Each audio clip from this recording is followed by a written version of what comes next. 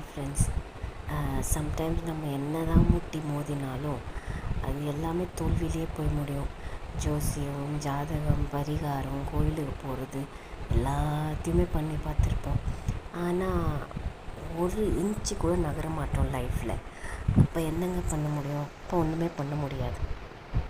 அது அந்த காலம் அப்படி தான் இருக்கும்னா அந்த காலம் அப்படி தான்.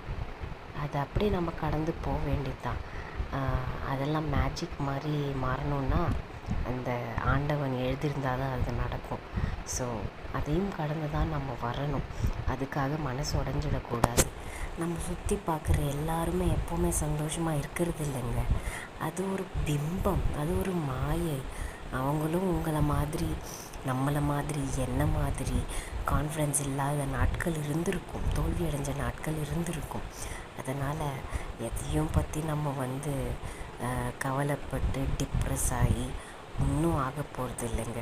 Just go with the flow.